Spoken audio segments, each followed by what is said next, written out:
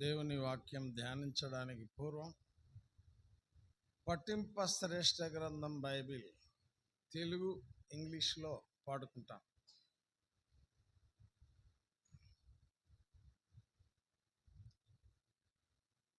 పఠింప శ్రేష్ఠ గ్రంథము బైబిల్, పఠింప శ్రేష్ఠ గ్రంథము బైబిల్, అనుదినం పఠించిన ప్రేమతోడ నడుపును. ఓ పఠింప శ్రేష్ఠ గ్రంథము Bible. The best book to read is the Bible. The best book to read is the Bible. If you read it every day, it will help you all the way. Oh, the best book to read is the Bible. పఠింప శ్రేష్ఠ గ్రంథం Bible. కనుక ప్రపంచములో ఉన్న గ్రంథాలలో, కోట్లాది గ్రంథాలలో పఠించడానికి శ్రేష్టమైన గ్రంథం Bible. ఎందుకని అంటే శ్రేష్ఠుడైన దేవుడెవరో, అత్యున్నత సింహాసనాసీనుడై మహిమాన్వితుడైన దేవుడెవరో, పాపములను క్షమించగలిగిన మహిమాన్వితుడైన మహానుభావుడెవరో, దైవ కుమారునిగా తీర్చిదిద్దగలిగిన వ్యక్తి ఎవరో, పరలోక రాజ్య ప్రవేశం అనుగ్రహించగలిగిన మహిమాన్వితుడెవరో తెలియపరిచే గ్రంథం, ఆ దేవుణ్ణి గూర్చి తెలియపరిచే గ్రంథం. ఏ గ్రంథం? పరిశుద్ధ గ్రంథం. కనుక పరిశుద్ధ గ్రంథములో కొంతమంది భక్తులైన తప్పిపోయినప్పుడు వారి విషయం కూడా రాశారు. వాళ్ళు తప్పిపోయిన రీతిని మనకు తెలియపరచడానికి రాశారు. పరిశుద్ధత నుండి ఏ విధంగా వారు తొలగిపోయారు, తొలగిపోవడం ద్వారా ఎట్లాంటి నష్టం వారి అనుభవంలో కలిగి ఉన్నారు. కనుక పరిశుద్ధతను లేదా పరిశుద్ధ గ్రంథములో ఉన్న సత్యాన్ని అన్వేషించి అనుసరించిన భక్తులు, పరిశుద్ధతను సన్మానించి పరిశుద్ధంగా జీవించిన వ్యక్తుల యొక్క జీవితాలు ఎంత ఉన్నత స్థాయికి వెళ్ళాయి, అవన్నీ కూడా గ్రంథములో ఉన్నాయి. కనుక చాలామంది అంటే లోకస్తులు దీనిలో ఉన్న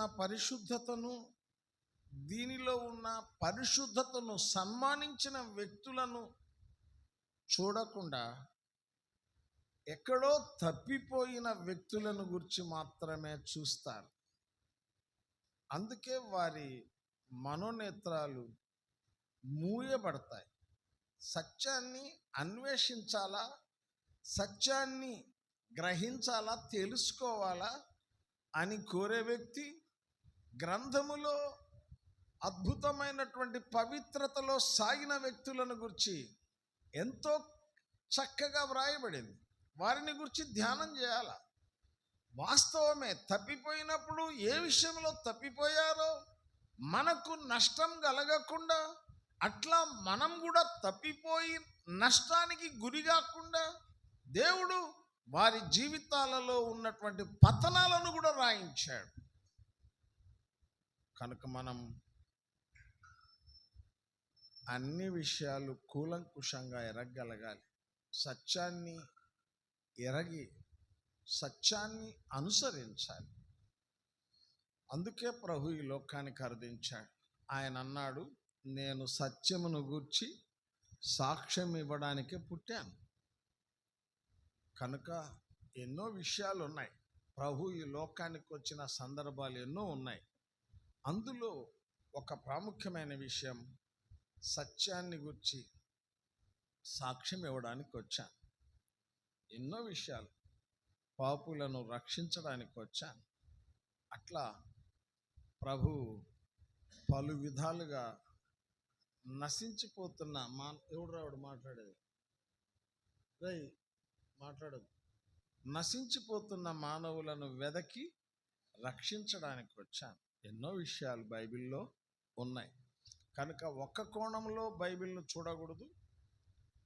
బైబిల్ను సరైన రీతిలో ఎందుకు ప్రభు పవిత్రతను గూర్చి వ్రాయబడిన గ్రంథములో నష్టపోయిన వ్యక్తులను గురించి కూడా ఎందుకు రాయించాడంటే, మనకు బుద్ధి కలిగి మనం అట్లా నష్టపోకూడదు, పవిత్రతను సంపూర్ణంగా సన్మానించి ఉన్నతమైన పరలోక రాజ్యాన్ని మనం పొందాలి, అధిరోహించాలి, అద్భుతమైన రీతిలో ఎక్కి పరలోకానికి వెళ్ళాలి అనేటువంటి సదుద్దేశంతోనే దేవుడు మనం తప్పిపోకుండా గ్రహింపుతో ఆత్మీయ జీవితంలో ముందుకు సాగడం కొరకు రాయించాడు.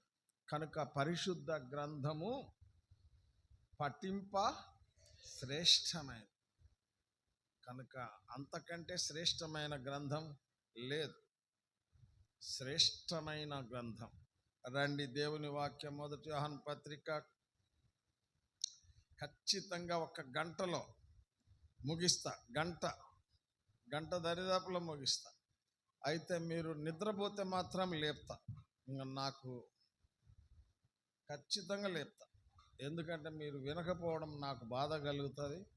నాకు బాధ కలగటంతో పక్కోళ్ళతో ఉండనీలే, పక్కోళ్ళతో ఎవరితో ఒకళ్ళతోటి నేను లేపిస్తాను.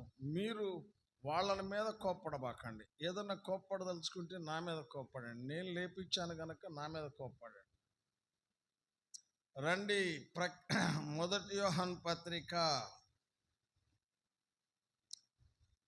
అధ్యాయం 4 17వ వచనం చూడండి. అందరం కలిసి చదువుదాం. 1 యోహాను పత్రిక 4వ అధ్యాయం 17వ వచనం. తీర్పు దినమందు మనకు ధైర్యము కలుగునట్లు దీని వలన ప్రేమ మనలో పరిపూర్ణము చేయబడి ఉన్నది. ఏలయనగా ఆయన ఎట్టివాడై ఉన్నాడో మనము కూడా ఈ లోకములో అట్టివారమై ఉన్నాం. ప్రార్థన చేసుకుందాం. ప్రేమ, కరుణ, జాలి, వాత్సల్యత కలిగిన ప్రభువా స్తోత్రములు. కొద్ది నిమిషాలు వాక్య ధ్యానం దీవించి మీ దీన సేవకుని మరుగు చేసి లూకా 12:51 నెరవేర్చమని, వచ్చిన వారందరూ సత్యాన్ని గ్రహింతురుగాక, మనోనేత్రములు వెలిగించబడునుగాక, గొప్ప రక్షణానందం పొందుదురుగాక, రక్షించబడిన వారు ఉజ్జీవించబడుదురుగాక, పతనం ఏదైనా ఉంటే గ్రహించి మీకు లోబర్చుకొని జీవించుదురుగాక. ప్రభువా కనికరించుము, మీ కటాక్షము మీ దాసుని మీద ఉంచుము. క్రీస్తు నాథుని పేట ప్రార్థించి వేడుకుంటున్నాం తండ్రి, ఆమేన్. మీకు ఆయన ఎట్టివాడు, మనము కూడా అట్టి వారమై ఉండాలి. దేవుని యొక్క ఉద్దేశం ఏంది? పలకాల మీరు. ఆయన ఎట్టివాడు, మనము కూడా అట్టి. ఆయన ఎవరు? యేసుప్రభు ఎవరు? అరే, యేసుప్రభు ఎవరు? పరిశుద్ధుడు. వాస్తవమే, దైవ కుమారుడు. మొట్టమొదట ఆయన ఎవరు? దైవ కుమారుడు. దైవ కుమారుడు గనుక పరిశుద్ధుడు. కనుక ఆయన ఎట్టివాడు, మనమును అట్టివారమై ఉండాలి. అంటే మనము కూడా దైవ కుమారులం కావాలి అనేది దేవుని ఉద్దేశం. మనము కూడా పరిశుద్ధులం కావాలి, మనము కూడా నీతిమంతులం కావాలి, మనము కూడా యథార్థవంతులం కావాలి, మనము కూడా న్యాయవంతులం కావాలి. అసలు ఒక్క మాటలో చెప్పాలి అంటే ఆయన ఎవరు? ప్రేమ స్వరూపి. 1 యోహాను 4:8 ఉంది. ఆయన ఎవరు? ప్రేమ. మనము అరే పలకండి, ఏం కాదు. ఆయన ప్రేమ స్వరూపి. మనం కూడా ఎవరిలాగా ఆయన ఎట్టివాడో మనము కూడా అట్టివారమై ఉండాలి. అంటే మనలో కూడా ఏం నింపబడాలి? ప్రేమ నింపబడాలి. ప్రేమ నింపబడాలి అంటే లోపలున్నది ఏది బయటికి పంపించగలగాలి?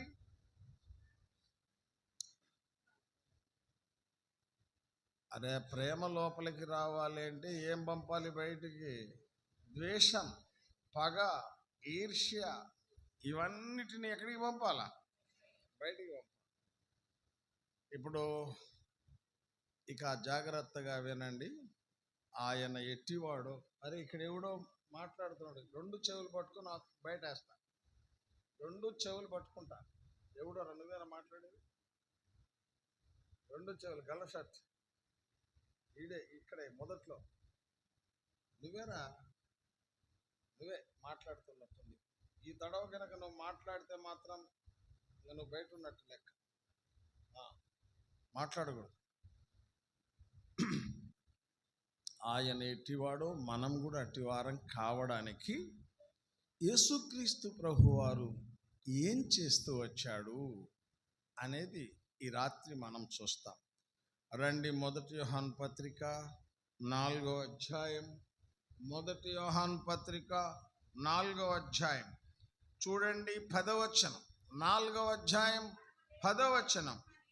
మనము దేవుని ప్రేమించితిమని కాదు.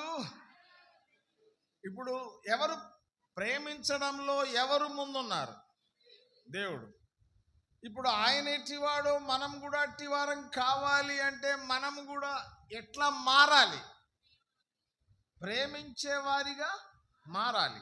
అందుకే మనం చూస్తున్నాం 10వ వచనం, మనము దేవుని ప్రేమించితిమని కాదు, తానే మనలను ప్రేమించి మన పాపములకు ప్రాయశ్చిత్తమయ్యుండుటకు తన కుమారుని పంపెను. ఇందులో ఇప్పుడు చెప్పండి, ఆయన ఎట్టివాడో మనము కూడా అట్టివారం కావడానికి అడ్డేంటి?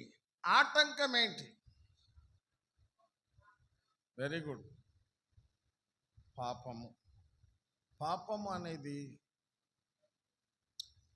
3 అక్షరాల పదమే. చెప్పండి. పాపం అంటే 3 అక్షరాలు, కానీ మహా పవర్ఫుల్. అది పాపం అనేది శక్తివంతమైంది. మీరు గమనించండి ఎంత శక్తివంతమైంది. 32వ అధ్యాయం 23వ వచనం, సంఖ్యాకాండము 32వ అధ్యాయం 23వ వచనం చివరి భాగం చదువు.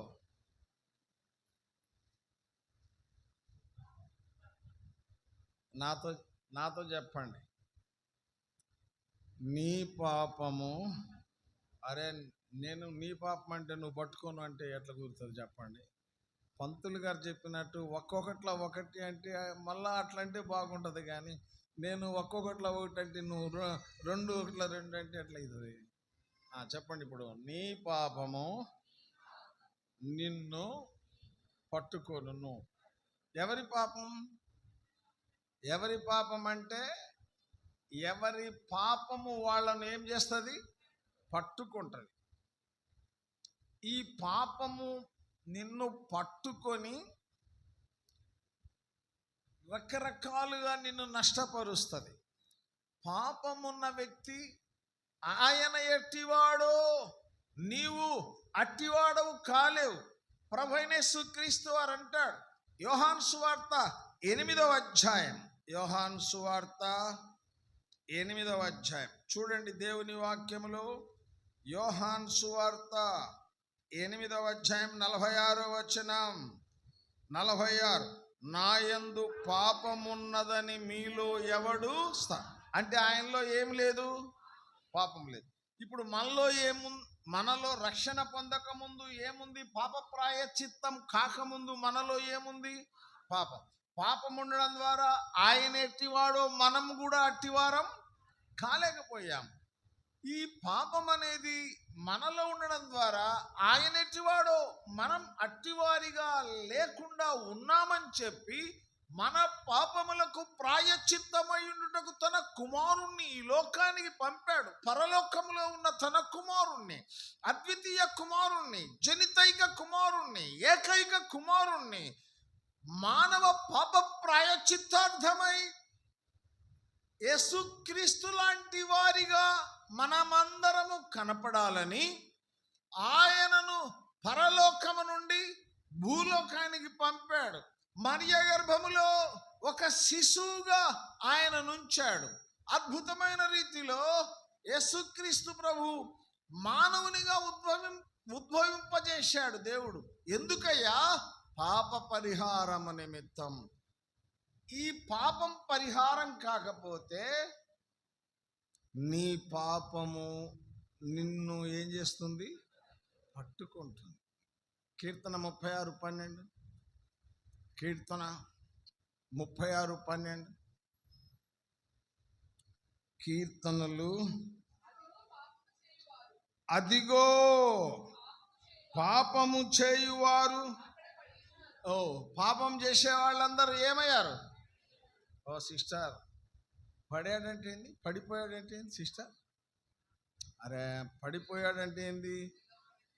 నీతిలో నిలబడ్డాడు అంటే నీతిలో నిలబడ్డాడు. పడిపోయాడు అంటే పాపములో పడిపోయాడు. ఇక్కడ మనం చూస్తున్నాం, అదిగో పాపము చేయువారు. ఇప్పుడు యేసు ప్రభు నిలబడి ఉన్నాడా? పడిపోయి ఉన్నాడా? నిలబడి ఉన్నాడు. మనం పడిపోవడానికి, ఆయన నిలబడడానికి కారణం ఏంటి? మనలో పాపం ఉంది కనుక మనం ఏమయ్యాం? పడిపోయాం. ఆయనలో పవిత్రత ఉంది కనుక, నీతి ఉంది కనుక ఆయన నిలబడ్డాడు. రండి, రెండవ లైన్. ఓ సిస్టర్, పాపము అనేది మనిషిని పడిపోయేటట్టు చేస్తుంది. చేసిన తర్వాత మళ్ళా ఏం చేస్తుంది? అబ్బో, లేవలేకుండా వాడంతటా వాడు లేవలేడు. పాపము అనేది పడిపోయేటట్టు చేయడమే కాదు, పాపం అనేది ఇక జీవితంలో ఎన్నడూ నువ్వు లేవలేకుండా చేసేది. పాపాన్ని విడిచిపెట్టకపోతే, పాప క్షమాపణ నువ్వు పొందకపోతే, పాప ప్రాయశ్చిత్తం నువ్వు కలిగి ఉండకపోతే, నీ పాపమును ఒప్పుకోకపోతే, క్షమాపణ పొందకపోతే, నీ పాపము నిన్ను పడేస్తుంది. తర్వాత ఇక ఎన్నడూ నువ్వు లేవలేవు. ఎక్కడి నుంచి? పాపములో నుండి నువ్వు లేవలేవు. 25వ కీర్తన 11వ వచనం.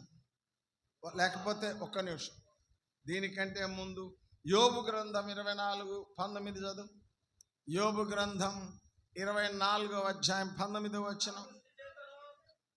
అనావృష్టి చేతను, వినండి, అనావృష్టి చేతను,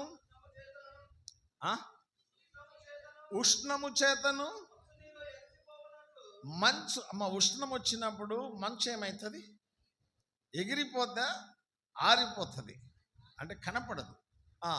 మంచు ఎగసిపోయినట్లు పాతాళము. ఇప్పుడు చూడండి, ఈ పాపము భలే ముద్దుగా ఉంటుంది పేరు. పాపం అనేది చాలా, దాంట్లో కూడా పాపములో కూడా అంటే పాపములో కూడా తీపి ఉందంటవా లేదంటవా? నాకు తేల్చాలి మీరు. పాపములో తీపి ఉందా లేదా? అరే, పాపములో తీపి ఉందంటవా లేదంటావా? అసలు తీపి లేకపోతే పాపం జోలు ఎందుకు పోతారా మనుషులు? పాపంలో ఏముంది? ఉంది తీపి. మీకు తెలుసు కదా, బేగాన్ బైట్ అని ఒక మందు ఉంది. బేగాన్ బైట్, బేర్ కంపెనీ వాళ్ళది. అది ఈగల మందు. ఒకరోజు ఒక పేపర్ మీద కొంచెం మంది వేసి కూర్చున్నాను నేను. ఒక్కొక్క ఈగ వస్తుంది, 1-2 పలుకులను, 2 కాళ్ళు 4 కాళ్ళు ఉంటాయి దానికి. 4 అనుకుంటా, నేనంత పరిశీలన చేయలేదు సిస్టర్. నాలుగిటితో పట్టింది. దేన్ని? ఆ పలుకును పట్టి ఆ కొండితో ఒకటే గీకుతుంది. పైపోతేమో విషం, లోపలేముందో తెలుసా? పంచదార. ఇప్పుడు పంచదార యొక్క తీపిని తీసుకుంటూ చెప్పండి, విషం కూడా తీసుకుంటుంది, దానికి తెలియదు. ఇప్పుడు ఆ కొద్దిసేపట్లో తల తిరుగుతుంది, దానికి పడిపోతుంది, లేచే ప్రయత్నం చేస్తుంది, చేసి మళ్ళా వస్తుంది. ఎక్కడికి? పంచదార పలుకు దగ్గరికి. వదిలిపెట్టలేకపోతుంది, వచ్చి మరలా గీకుతుంది. మరలా గీకిన తర్వాత ఇక లేవలేకుండా పడిపోద్ది, గిలగిల కొట్టుకొని చేస్తుంది. ఇప్పుడు పాపము కూడా అంతేనయ్యా. ఏది? విషము ఉంది, దానికి తీపి కూడా ఉంది. నిజంగా పాపంలో తీపి లేకపోతే పాపం ఎందుకు చేస్తాడు మనిషి? మనం చూసాం. ఇప్పుడు పాపము చేసిన వారిని పాతాళం ఏం చేస్తుంది? మీరు గుర్తుపెట్టుకోవాలా. అసలు ఇంక నువ్వు దాని గురించి ఆలోచించబా. పాపము నీ దగ్గర ఉంది అంటే పాతాళము నిన్నేం చేస్తుంది? ఖచ్చితంగా నువ్వు నా దగ్గరికి రావాల్సిందే, నాలో ఉండాల్సిందే, నాలో లీనం కావాల్సిందే అంటది. ఎక్కడా? అరే ఎక్కడండి పలుకు? అరే పాతాళంలో అగ్ని ఆరదు, పురుగు, నరకం. కనుక ఎవరిని పట్టుకుంటుంది అది? పాపం చేసిన వాళ్ళు ఏమయ్యారు? అరే పడిపోయారు. పడిపోయిన తర్వాత ఏమయ్యారు? లేవలేకపోయారు. లేవలేని వాళ్ళందరినీ ఈ పాతాళం ఏం చేస్తుంది? పట్టుకొని తనలో లీనం చేసుకుంటుంది, తనలో పెట్టుకుంటుంది. 25వ కీర్తన 11వ వచనం. 25:11 యెహోవా. చెప్పండి, పాపం ఎట్లాంటిదంట? బహుఘోరమైన. నా పాపము ఎవరి పాపం? అరే ఎవరి పాపం అంటే అందరి పాపం. నువ్వెప్పుడన్నా ఎవరైనా కానీ మీ నాన్నకు నీ పాపం అంతా చెప్పినవా? ఎప్పుడన్నా మీ అమ్మగారికి చెప్పినవా? అమ్మ ఇట్లా చేశాను, ఇట్లా చేశాను అని ఎప్పుడన్నా చెప్పినవా? లేదు. మీ నాన్న ఎప్పుడన్నా నీకు చెప్పాడని, నేను చిన్నప్పుడు ఇట్లా చేశాను, ఇప్పటిదాకా ఇట్లా బతికానని చెప్పాడా ఎప్పుడన్నా? చెప్పితే ఆయన ముఖం మనం చూడం, మన ముఖము ఆయన చూడు. నువ్వు గనక నీ భర్తకు చిన్నప్పటి నుంచి నువ్వేం చేసినావో చెప్పు. నిజం నేను చెప్పేది. భర్తకు చెప్పు, భార్యకు చెప్పుకో. ఇక మళ్ళా నీ ముఖం చూస్తే నా దగ్గరికి రా మళ్ళా. అర్థమైందా? మానవుడు ఒక వ్యక్తిని ప్రేమిస్తున్నాడు అంటే అసలు రహస్యం తెలియదు. నాకు ఇట్లాంటి ఆలోచనలు వస్తాయి అని ఎన్నడన్నా భర్త భార్యకు చెప్తే, భార్య భర్తకు చెప్తే ఇంకేమన్నా ఉందా? కనుక ప్రియమైన దేవుని బిడ్డలారా, ఈ రాత్రి మొట్టమొదటి చెప్పాను, నీ పాపము నిన్ను పట్టుకున్న తర్వాత ఏం జరుగుతుంది? నీ పాపము నిన్ను పడవేస్తుంది. పడవేసిన తర్వాత ఏం చేస్తుంది? లేవలేకుండా చేస్తుంది. ఆ తర్వాత ఎవరు వస్తారు? పాతాళం వస్తుంది. పాతాళం వచ్చి ఏం చేస్తుంది? పట్టుకుంటుంది. ఇది పరిస్థితి. ఇప్పుడు మనం ఏం చేయాలా? 25వ కీర్తన 11వ వచనం. యెహోవా, నా పాపము బహుఘోరమైనది, నీ నామమును బట్టి. ఇప్పుడు ఇట్లా చెప్పాలి మనం. ఓ సిస్టర్, ఇట్లా చెప్పాలా? ఏమని చెప్పాలా? నా పాపము ఒక మాట చెప్తాను వినండి. రక్షణ పొందని వారు చెప్పాలి, నా పాపము 2 రక్షించబడ్డ తర్వాత కూడా పాపము చేస్తుంటే అప్పుడు కూడా చెప్పాలి ఏమని? నా పాపము బహు. యేసు ప్రభు నీ ఘోర పాపాన్ని తన మీదకు తీసుకున్నాడు. నీకు తెలుసో లేదో? ఆయన నీ ఘోర పాపాన్ని తీసుకోవడం ద్వారా ఘోరమైన మరణాన్ని సిలువలో పొందాడు. నీకు తెలుసా? నీ పాపములకు ప్రాయశ్చిత్తం చేసి ఆయన ఎట్టివాడు నిన్ను కూడా అట్టివానిగా చేయాలని అద్భుతమైన ప్రభు, నువ్వు నీ పాపము నిన్ను పట్టుకొని నిన్ను పడవేసి లేవలేకుండా చేసి పాతాళము నిన్ను పట్టుకున్నప్పుడు ఆ ప్రభు నిన్ను రక్షించాలని, పాప విమోచన నీకు ప్రసాదించాలని, పరలోక రాజ్యములో నిన్ను ఉంచాలని ఆ సిలువలో ఘోరాతి ఘోరంగా వ్రేలాడాడు. ఆయనే మన పాపములకు శాంతి చేశాడు. మన పాపములకు మాత్రమే కాదు, సర్వలోకమునకు శాంతికరమై ఉన్నాడని 1 యోహాను 2:2 రాయబడింది. ఇప్పుడు చెప్పండి, ఎందుకు యేసు ప్రభు శిలువలో మరణించాడు? ఒక్కటే, మన పాపము బహు ఘోరమే. దానిని ఏం చేయడానికి ఆయన ఇష్టపడుతున్నాడు? అరే ఇప్పుడు నా పాపము బహు ఘోరమైనది, తర్వాత ఏముంది? నా పాపము బహు ఘోరమైనది, నీ నామమును బట్టి దానిని. ఇప్పుడు మనిషి పాపాత్ముడు ఏమడగాల?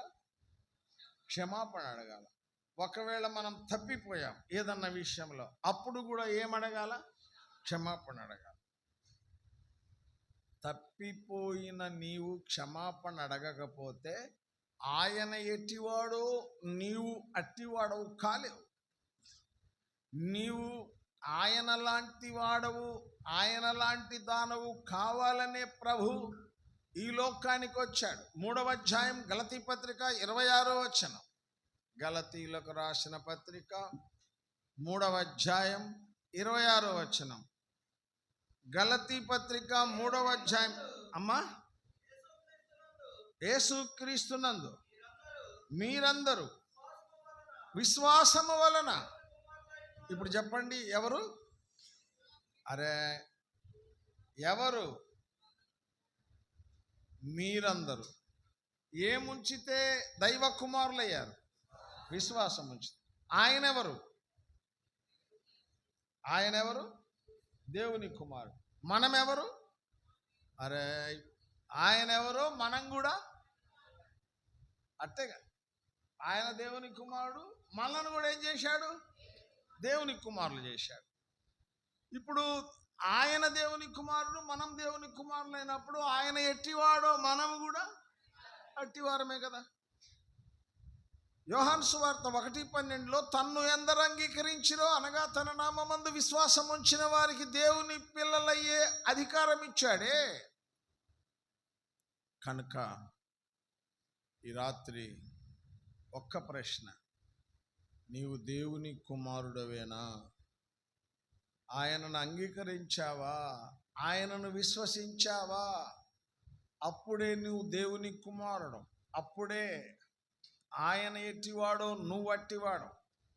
నీ పాపము బహు ఘోరమైందని గుర్తించావా? నీవు విమోచించమని, అద్భుతమైన రీతిలో క్షమించమని అడిగావా? క్షమాపణ పొందినట్లుగా జీవిస్తున్నావా? పవిత్రపరచబడినట్లుగా జీవిస్తున్నావా? యేసుక్రీస్తు ప్రభు ఎట్టివాడో నీవు కూడా అట్టివాడిగా జీవిస్తున్నావా? ఇంకొక విషయం, ఇప్పుడు ఆయన దైవ కుమారుడు, మనం దైవ కుమారులం అనుకోండి. ఓ సిస్టర్, నిన్నే నేను అడుగుతున్నాను. ఏదో ఆలోచనలో ఉన్నవన్నీ నేను నిన్ను లేపాను, అంతకంటే ఏం లేదు. ఆలోచనలో దీర్ఘంగా పడిపోయావు. ఇప్పుడు ఆయన దైవ కుమారుడైనప్పుడు మనం దైవ కుమారులు అయినప్పుడు యేసు ప్రభు మనకేమవుతాం?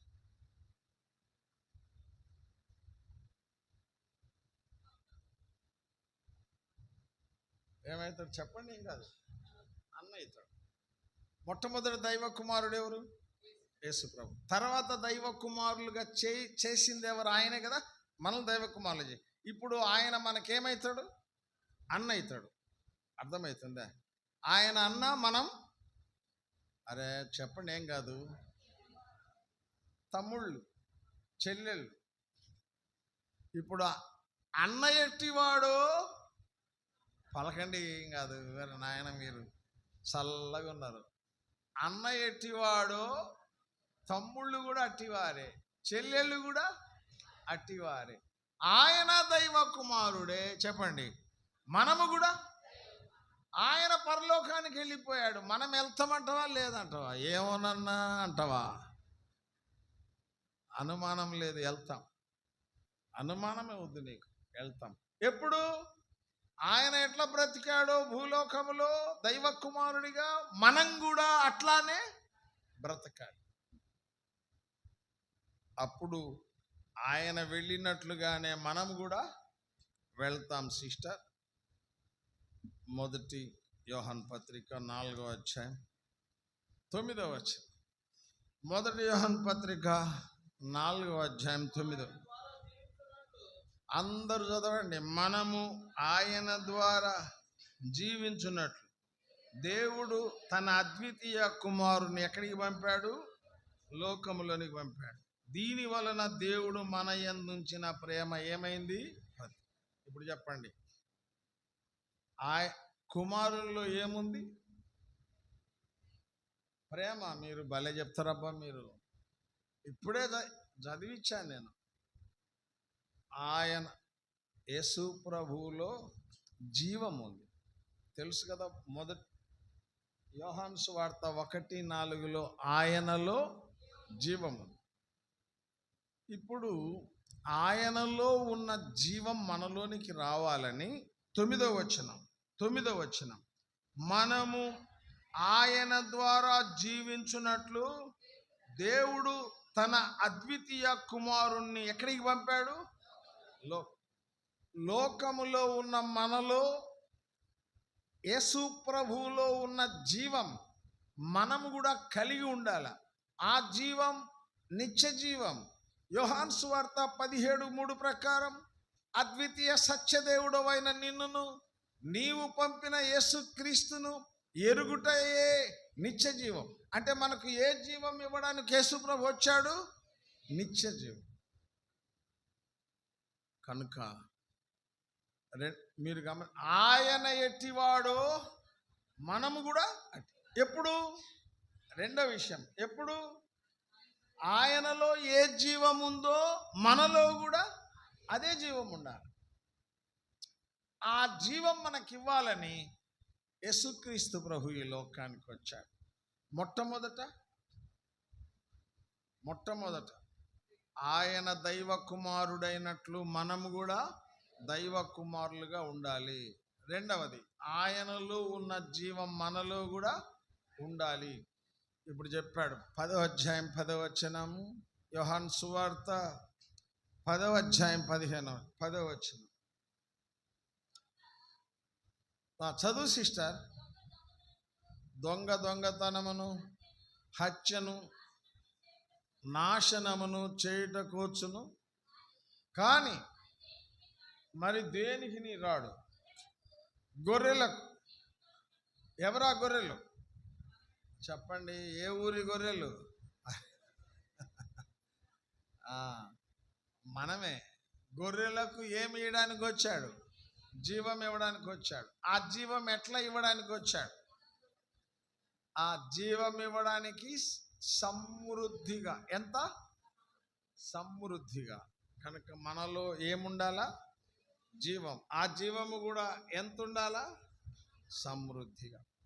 ఇప్పుడు ఎవరు ఆయన ఎట్టివాడో అట్టివారు కాగలరు? జీవం ఉంటే కాదు, సమృద్ధి అయిన జీవం. యేసు ప్రభువులో ఎంత జీవం ఉందో, జీవానికి వ్యతిరేక పదం, జీవానికి వ్యతిరేక పదం నిర్జీవం. నిర్జీవం అనగా ఏమి? మరణం. కనుక జాగ్రత్తగా వినండి. ఆయనలో ఉన్నంత జీవం మనలో ఉంటే ఆయన ఎట్టివాడు, మనము కూడా అట్టివారం. 2 విషయాలు చెప్పాను. ఇక 3వ విషయానికి వస్తాం. దేవుని వాక్యము నుండి 1 యోహాను పత్రిక 4వ అధ్యాయం 12వ వచనం. 1 యోహాను పత్రిక 4వ అధ్యాయం 12వ వచనం చదువు. ఏ మానవుడు, ఓ తల్లి భలే వచ్చినవే, ఎవరో పోనానా, మీ నాన్న వచ్చినట్టు వెళ్ళిపో. ఇట్లా అది కష్టంలే, ఇట్లా త్వరగా వెళ్ళిపో, ఆ మెంట పడిపోవాలా. రైట్. మూడో విషయం చూడమ్మా సిస్టర్. ఏ మానవుడును దేవుని ఎప్పుడును చూచడు. మనము ఒకరినొకడు ప్రేమించిన ఎడల దేవుడు మన యందు, ఇప్పుడు దేవుడు మనలో నిలవాలి అంటే ఏం చేయాలి? ఒకరినొకరం మనం ఏం చేయాలా? ప్రేమించాలి. యేసు ప్రభువు మనలను ఎట్లా ప్రేమించాడు?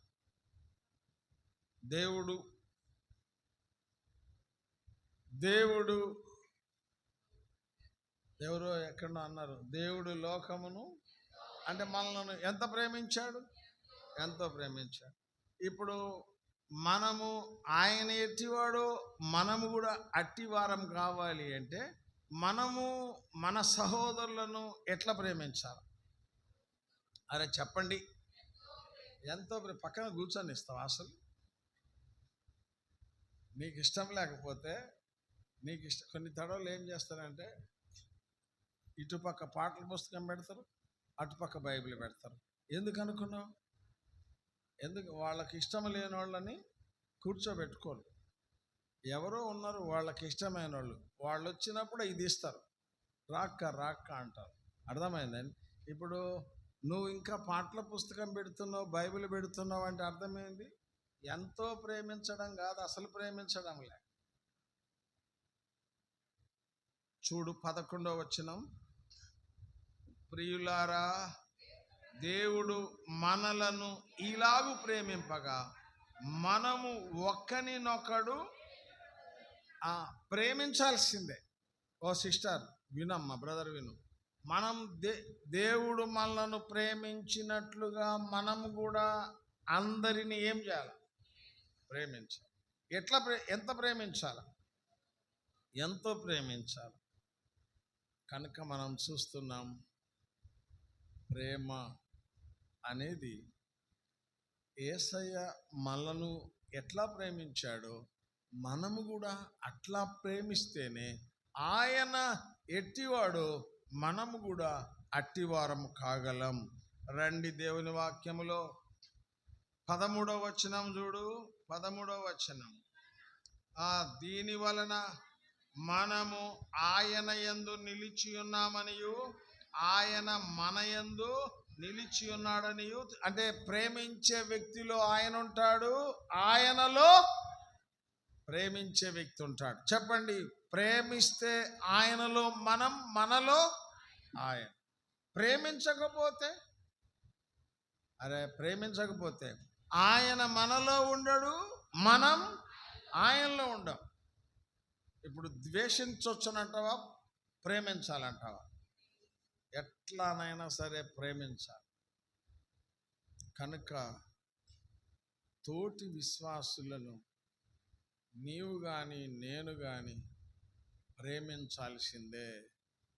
ప్రేమిస్తే, మీరు జాగ్రత్తగా వినండి, ప్రేమిస్తే ఆయనలో మనం ఉంటాం, మనలో ఆయన ఉంటాడు.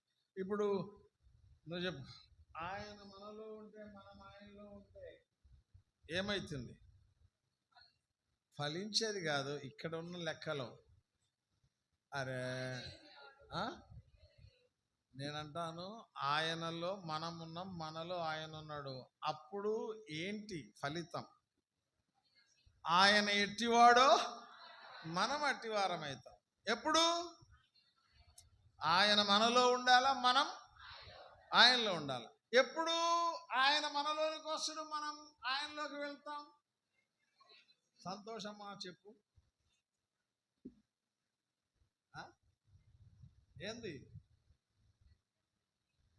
మనం ఎవరిని ప్రేమించాలా? సహోదరులు, సహోదరులు. మీరు గుర్తుపెట్టుకోవాలి ఇవన్నీ కూడా.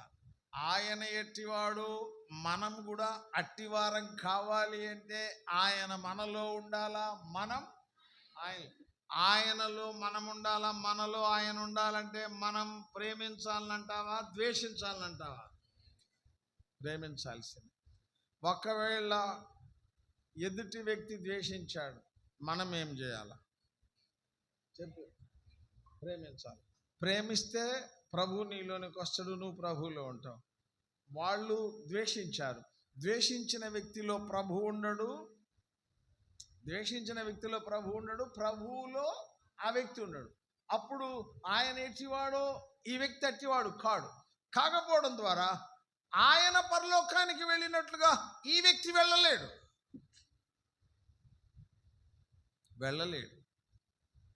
వెళ్ళాలి అంటే ఆయన ఎట్టివాడో మనము కూడా అట్టివారం. ఇప్పుడు చెప్పండి, ప్రేమిద్దామా ద్వేషిద్దామా? చెప్పాలి తొందరగా మీరు. ప్రేమిద్దాం. మీకు చెప్పకేం కానీ, నేను అచ్చంపేటలో సేవ చేస్తున్న దినాల్లో ఒకే ఆటోలో మొత్తం, పెద్ద ఆటోలేండి, పెద్ద ఆటోలో మొత్తం ఒకే ట్రిప్లో వచ్చేవాళ్ళు, వరుసన కూర్చునేవాళ్ళు. అబ్బా, నేను అడిగాను వాళ్ళు, మీరు ఇంతమంది వస్తూ ఒకే ఆటోలో వస్తున్నారు, ఇంకొక ఆటో తీసుకోవచ్చు కదా, ఛార్జీ ఎటు కట్టక తప్పదు కదా అని అంటే, కాదన్నా మేమందరము కూడా ఒకే ఆటోలో రావాలా, అది మాకు ఇష్టం అని అన్నారు. అబ్బా, నాకైతే భలే సంతోషం అనిపించింది. కష్టమైన వాళ్ళ ఇష్టమేంది? ఒకే ఊరు ఒకే ఆటో. భలే చెప్పారు. కొంతకాలం గడిచిన తర్వాత 2 ఆటోల్లో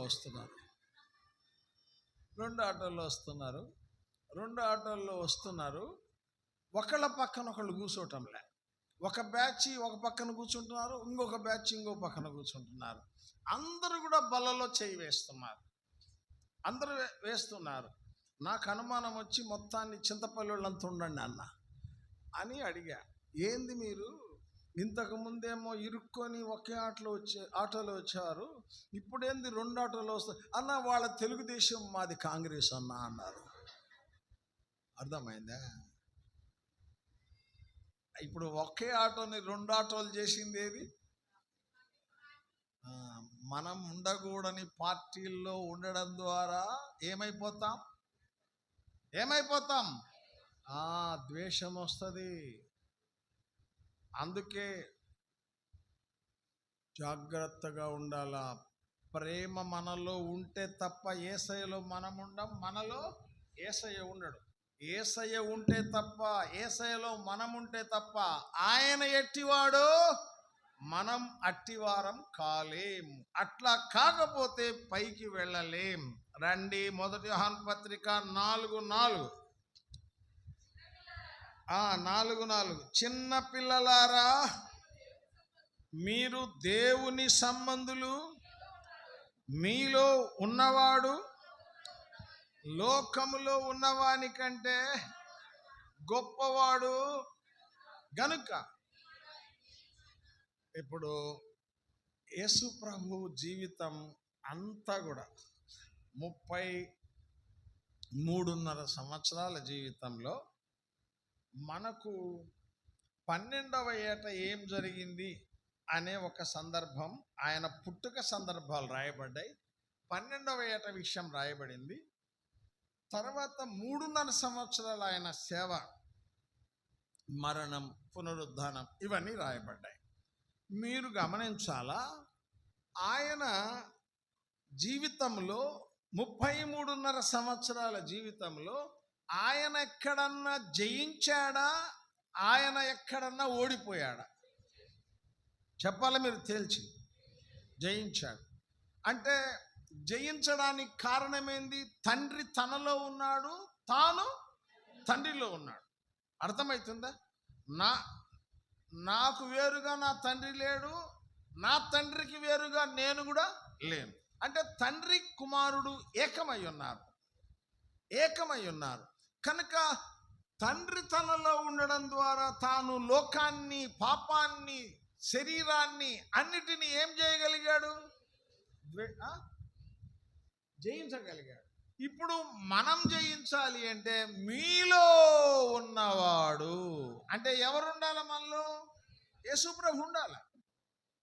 తండ్రిలో జాగ్రత్తగా, తండ్రి ఏమో తనలో ఉన్నాడు కనుక జయించాడు. ఇప్పుడు జయించిన యేసుప్రభు మనలో ఉంటే మనం కూడా ఏం చేయగలం? జయిస్తే గాని ఆయన ఎట్టివాడో మనం కూడా అట్టివారం కాం. ఓడిపోయిన వాళ్ళంతా చెప్పండి, ఓడిపోతే ఆయన ఎట్టివాడో మనం అట్టివారం కాం. ఎందుకని? ఆయనేమో జయించాడు, మనమేమో ఓడిపోయాం. కాబట్టి మన జీవితంలో ఏం కలిగి ఉండాలా? జయ జీవితం కలిగి ఉండాలా. 1 కొరింథీ 15:57. 1 కొరింథీ పత్రిక 15వ అధ్యాయం 57వ వచనం. ఆయనను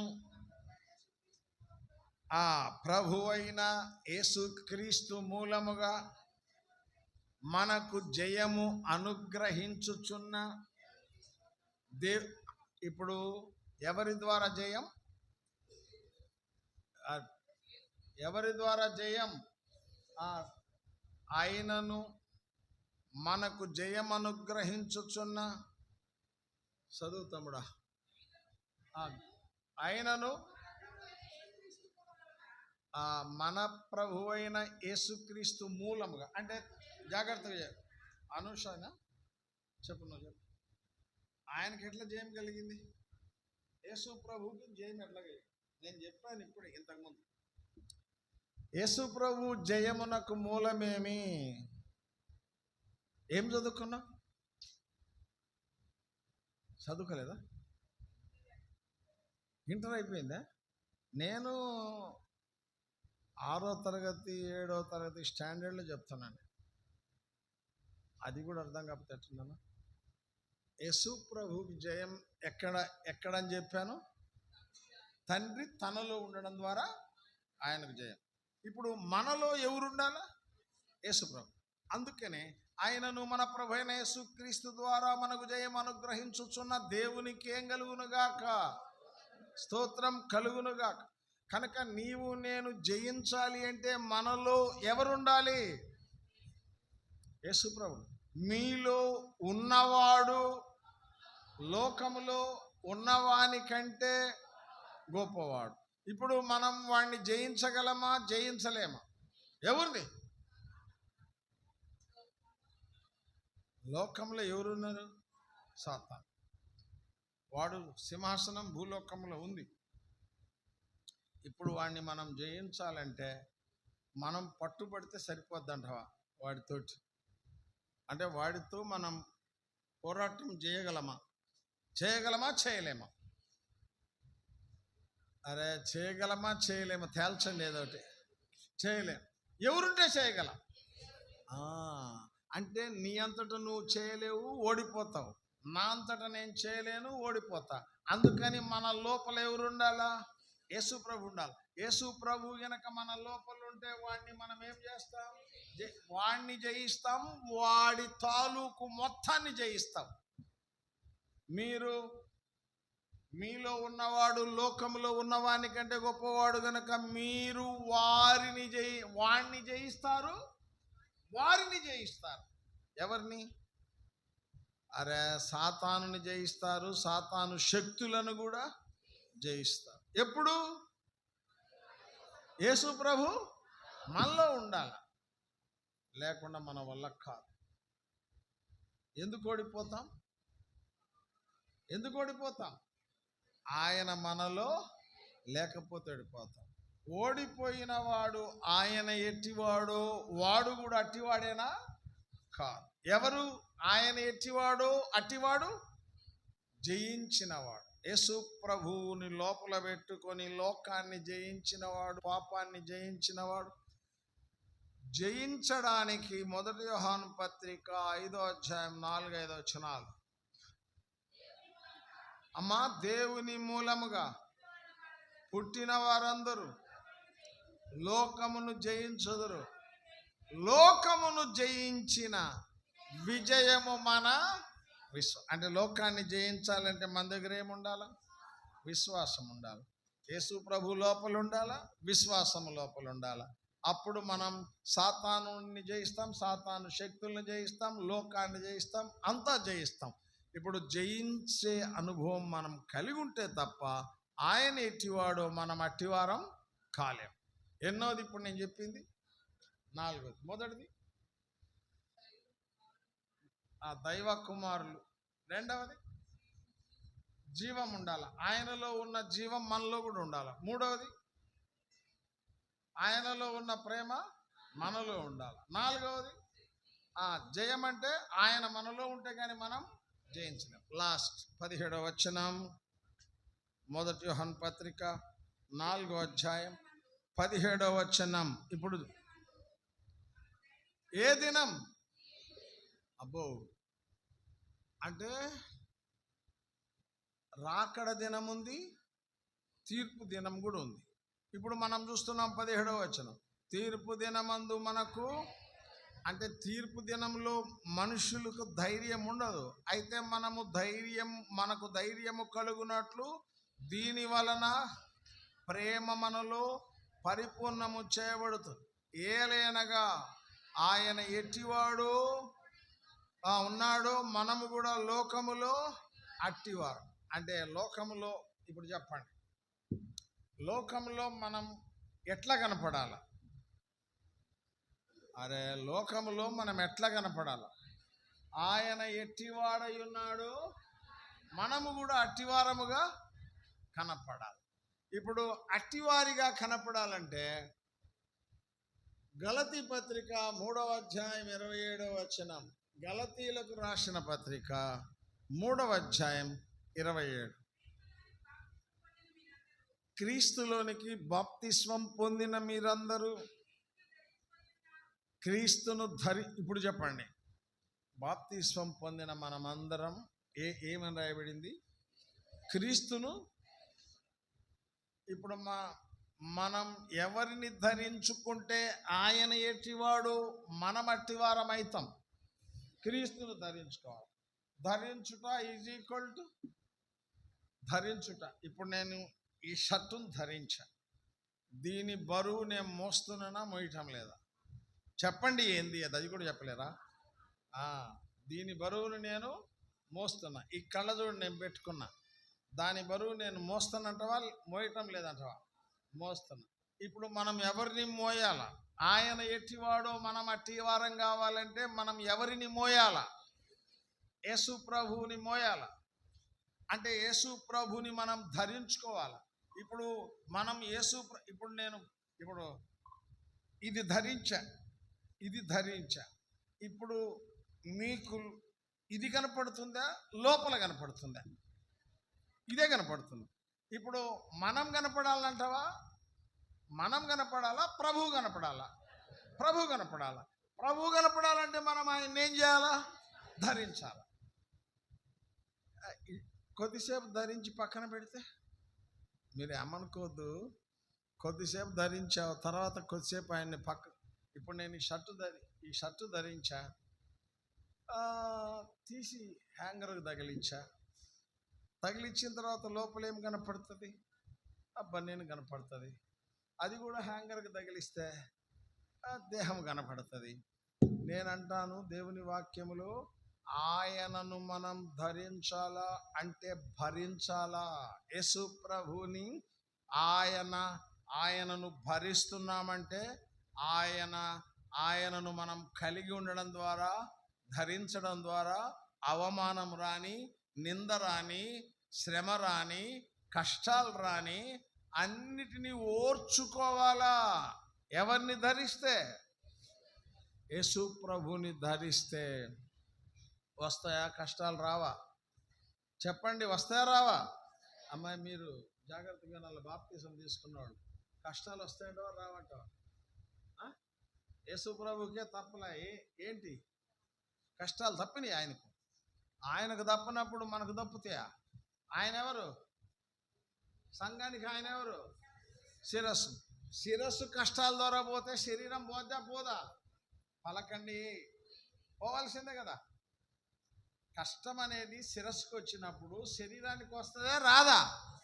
వస్తుంది. నాకు ఒక్క కష్టం రాకూడదు నా ప్రభువా అని అన్నామనుకో, ఆయన అంటాడు, నువ్వు నన్ను ధరించడానికి ఇష్టపడతాం లేదు, నన్ను భరించడానికి ఇష్టపడతాం లేదు, కనుక నేను ఎట్టివాడనో నువ్వు అట్టివాడవు కాలేవు నాయన, పైకి రాలేవు తండ్రి అంటాడు. ఎవరు? అర్థమైందా మీకు? ఓ సిస్టర్, అర్థమైందా? ఇప్పుడు ఏం ధరించాలా? యేసయ్యను ధరించిన తర్వాత భరించాలా. ఏం అర్థమవుతుందా తమ్ముడు? ధరిస్తే ఏం భరించాలా? ఆయన కొరకు వచ్చే నిందలు, అవమానాలు, శ్రమలు అన్నీ భరించాలి. భరిస్తే ఆయన ఎట్టివాడో మనము కూడా అట్టివాడు. ఇప్పుడు శ్రమ అనేది నాకు వద్దన్నోళ్ళు ఆయన ఎట్టివాడో వాళ్ళు అట్టివాడు అవుతారా కారా? కారు. కాబట్టి నాతో చెప్పండి, ధరించుట. చెప్పండి గట్టిగా. Very good. ఎంత గట్టిగా చెప్తే అంత మంచిది. నెక్స్ట్ భోజనాలు ఉన్నాయి. ధరించుట, నెక్స్ట్ భరించుట. ఈ రెండు గనుకుంటే ఆయన ఎట్టివాడో మనం 5 విషయాలు చెప్పాను నేను. 1 దైవ కుమారత్వం, 2 జీవం, 3 ప్రేమ, 4 జయించుట, 5 భరించుట, ధరించుట.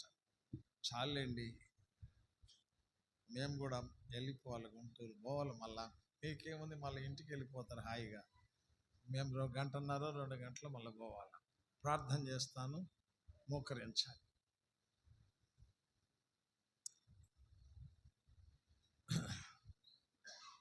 ప్రేమ కలిగిన పరిశుద్ధుడవైన దేవా, స్తోత్రములు.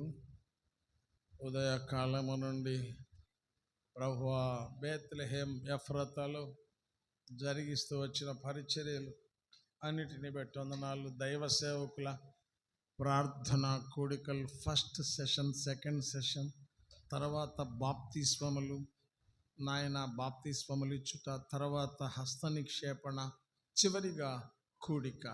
నాయన విన్న వాక్యం, ఆయన ఎట్టివాడు మనమును అట్టివారమై ఉండాలి. అప్పుడే మీరున్న స్థలములో మేముండగలం. ఈ విషయాన్ని అవగాహన చేసుకున్న బిడ్డలందరినీ బట్టి వందనాలు. ఆత్మీయంగా బలపరచుము, దైవికంగా నడిపించుము, స్థానిక సంఘాన్ని దీవించుము, సేవకుడు కుటుంబాన్ని ఆస్వాదించుము. అట్లానే ప్రభువా విశ్వాసులందరినీ బలపరచుము. పోతే ఎక్కడెక్కడి నుంచి వచ్చారో మీ బిడ్డలను దీవించము. సేవకులు, సేవకురాండ్రు అందరినీ ఆశీర్వదించము. తిరిగి వారి వారి స్వస్థలాలకు వెళ్ళడానికి సాయం చేయండి. మేము కూడా నాయన బయలుదేరి మీ కృపను బట్టి, దయను బట్టి వెళ్ళవలసినటువంటి గుంటూరు సియోనుకు మేము క్షేమంగా వెళ్ళడానికి సాయం చేయండి. యేసునాథుని పేరిట సమస్తమును మీకు అప్పగించి అన్ని విధాలుగా మీ కరుణ హస్తం చాపి ఇంతవరకు వెతుకున్న వాక్యమును దీవించి ఆస్వాదించమని క్రీస్తు వారి దివ్యాన నామములో ప్రార్థన చేసి బ్రతిమిలాడి వేడుకుంటున్నాము తండ్రి. ఆమేన్. ఉన్నాడా?